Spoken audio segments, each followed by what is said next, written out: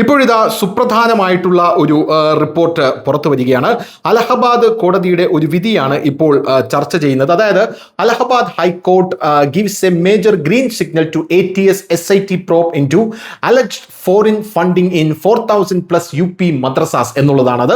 Investors can now examine bank accounts, documents and financial records as the crackdown on irregularities intensifies എന്നുള്ള റിപ്പോർട്ടാണ് ഇപ്പോൾ പുറത്തു വരുന്നത്. അതായത് UP-യിൽ 4000 മദ്രസകളാണ് അനധികൃതമായിട്ടുള്ള ഫണ്ട് പുറത്തു നിന്ന് പറ്റിയിട്ടുണ്ട് എന്നുള്ള പേരിൽ വലിയ രീതിയിൽ ചോദ്യചിഹ്നത്തിൽ നിൽക്കുന്നത്.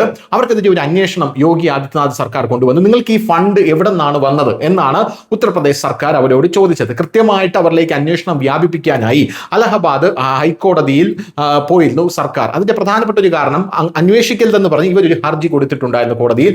ഇപ്പോഴിതാ കോടതി സർക്കാരിന് അല്ലെങ്കിൽ അന്വേഷണ വിഭാഗത്തിന് അനുകൂലമായി ഒരു ഗ്രീൻ സിഗ്നൽ, അതായത് നിങ്ങൾക്ക് അന്വേഷിക്കാം, അതിൽ യാതൊരുവിധ പ്രശ്നവുമില്ല എന്ന് പറഞ്ഞൊരു ഗ്രീൻ സിഗ്നൽ അവർക്ക് നൽകിയിട്ടുണ്ട് എന്നുള്ള റിപ്പോർട്ടുകൾ പുറത്തു വരുന്നു. അതായത് മദ്രസ ധനസഹായം സംബന്ധിച്ചാണ് ATS അന്വേഷണം സ്റ്റേ ചെയ്യാൻ അലഹബാദ് ഹൈക്കോടതി വിസമ്മതിച്ചത്.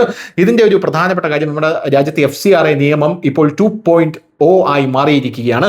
ഇനി ധനസഹായമൊക്കെ പുറത്തു നിന്ന് വരണമെങ്കിൽ കൃത്യമായി എന്താണെന്ന് വെളിപ്പെടുത്തണം. ഇപ്പോൾ ഇവർക്ക് ലഭിച്ചിരിക്കുന്ന ധനസഹായം എന്തിനാണ് എന്നുള്ള അന്വേഷണമാണ് നടക്കുന്നത്.